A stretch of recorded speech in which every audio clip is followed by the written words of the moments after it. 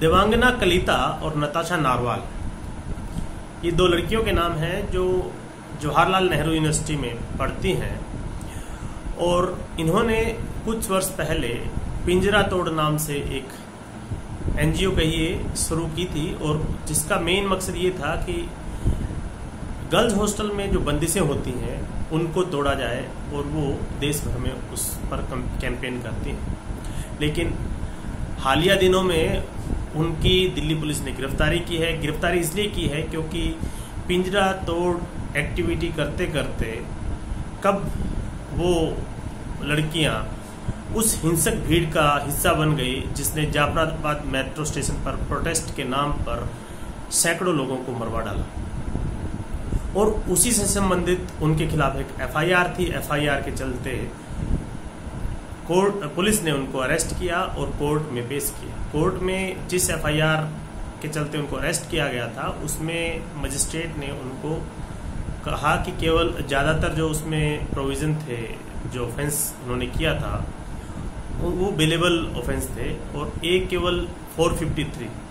जो assault against public servant कहिए तो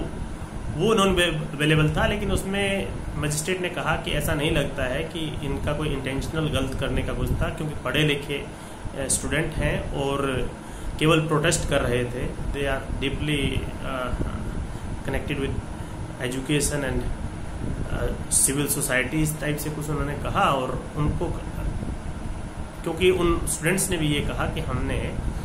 जो है केवल प्रोटेस्ट किया था, प्रोटेस्ट के अलावा हमारी कोई ऐसी इंटेंशन नहीं थी। उसमें तो उनको बेल मिल गया, लेकिन उसी समय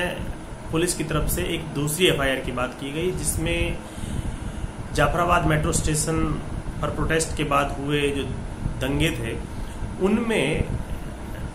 जो 307 और 120 बी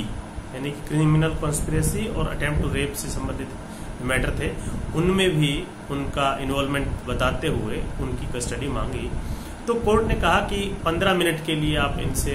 जो है जो पूछना है पूछ लीजिए, क्योंकि कोविड-19 के चलते ये ज़्यादा वल्नरेबल हैं और इनको कस्टडी में ना भेजा जाए, पुलिस कस्टडी में ना दिया जाए, रिमांड ना किया जाए इनका।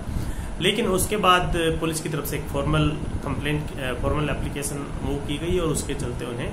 2 दिन की जो है पुलिस कस्टडी दी गई है। 26 तारीख को उनको फिर से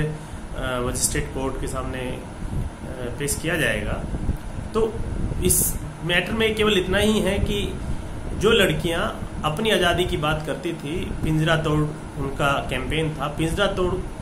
कैंपेन के चलते चलते कब वो खुद पिंजरे में फंस गई, देश